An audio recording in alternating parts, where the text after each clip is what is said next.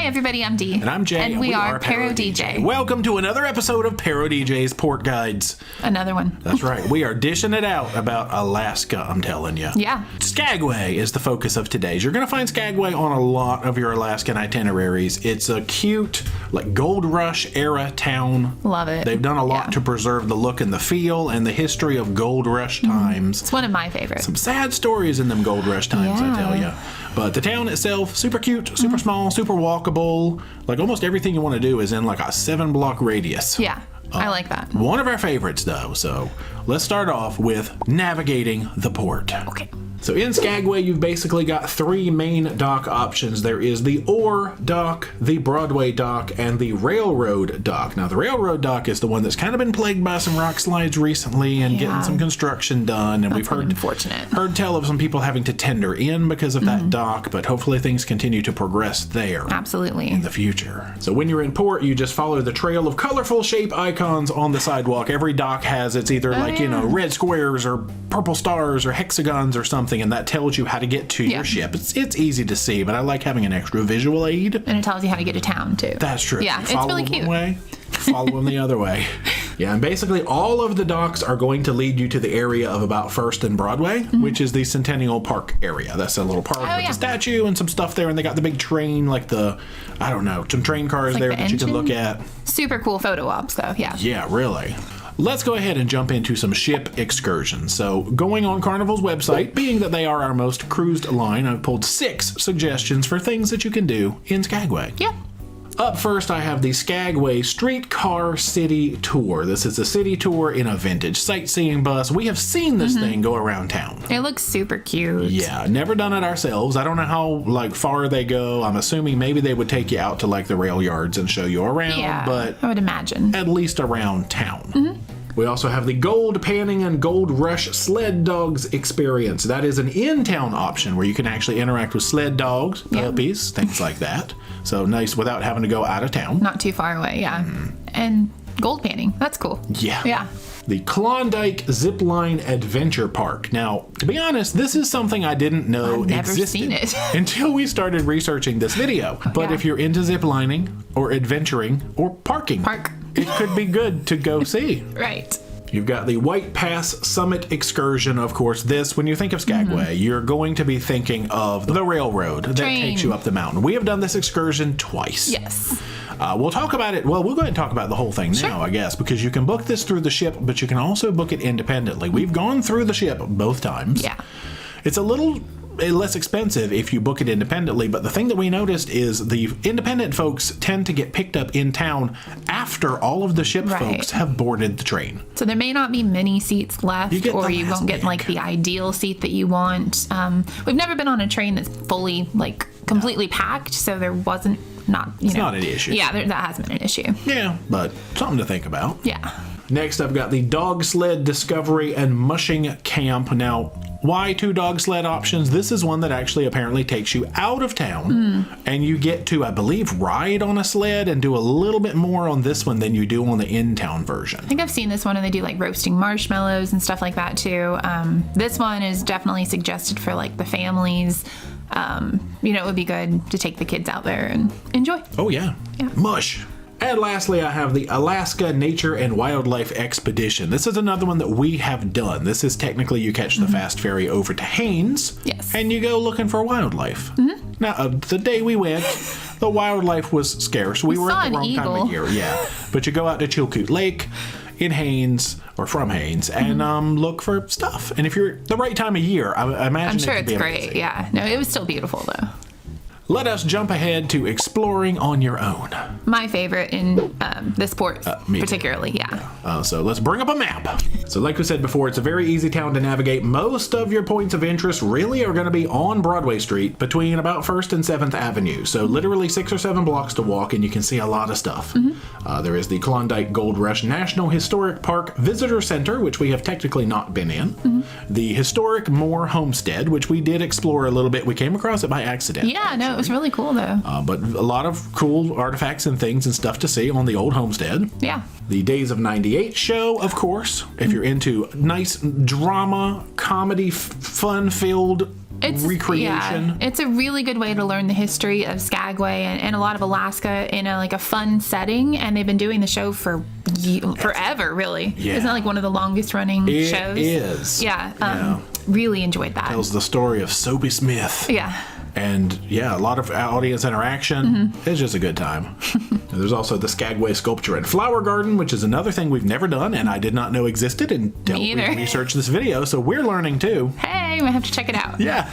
All kinds of shopping. You've got the Alaska Shirt Company, there's a Christmas store, there's Popcorn Shop, the Harley Davidson store, so many souvenirs. Lots of snack shops along the way, like with ice cream and popcorn. You just sit down and enjoy. It's so good. Several iconic eateries. I would call them iconic. You've got the Red Onion Saloon, of course. They have the reindeer fart. Yeah, we haven't. It has either.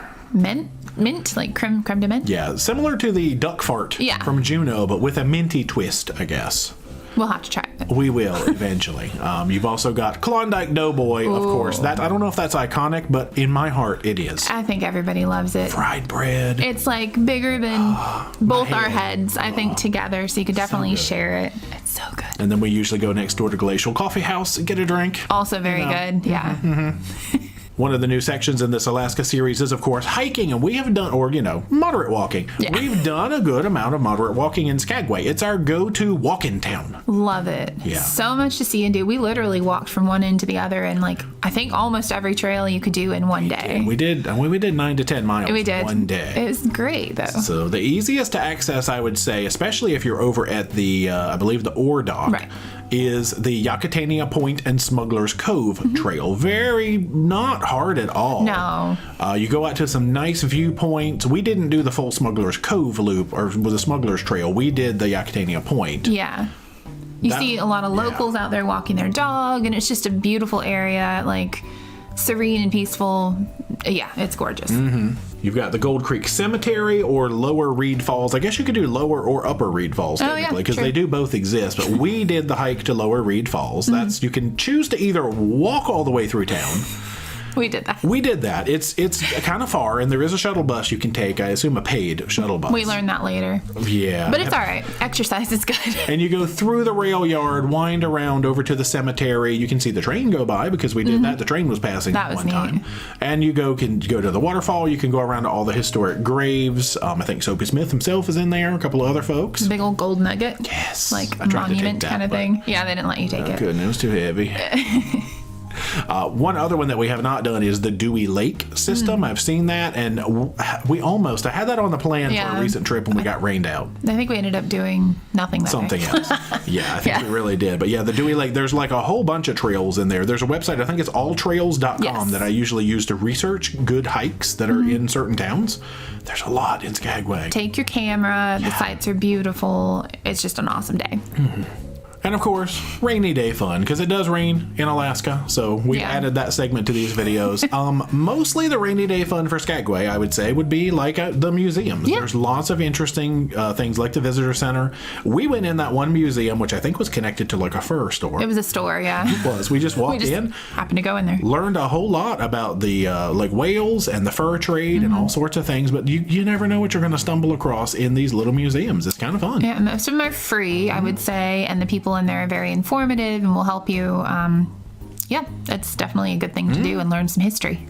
So now, let's get into tour vendors, because when you're exploring on your own, sometimes you don't want to be completely on your own. Right. So it's always good to have a plan with a tour guide who knows what they're doing.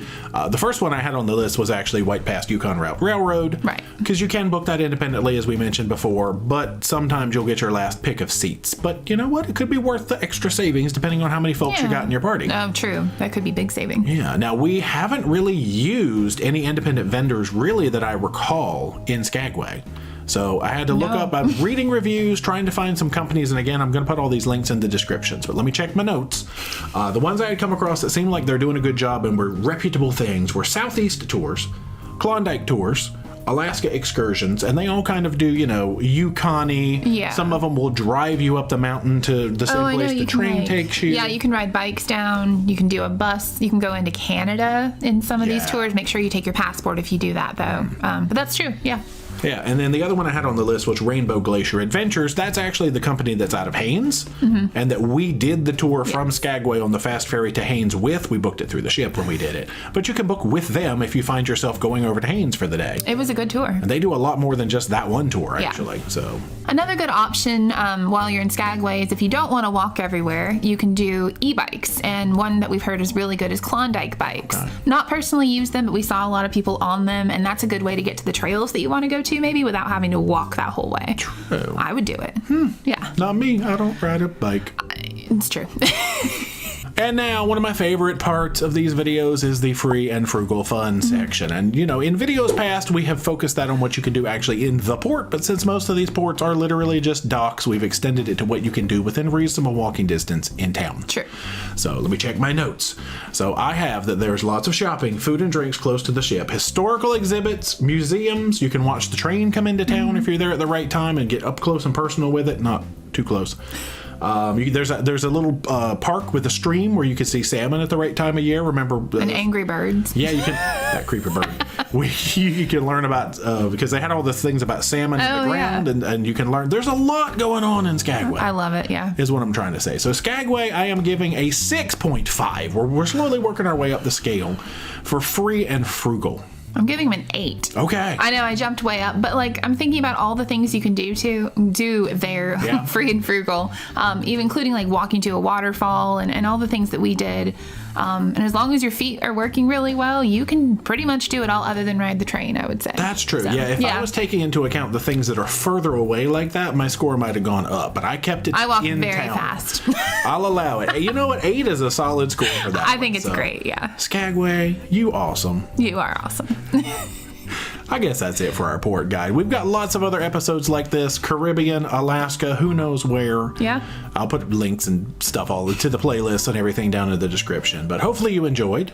Yeah, let us know if you have any questions in the comments. If you have not already, be sure to subscribe to the channel. Become a Paromaniac today. Socialize all our media, Facebook, Instagram, and Twitter. Yep, and until next time, rock on.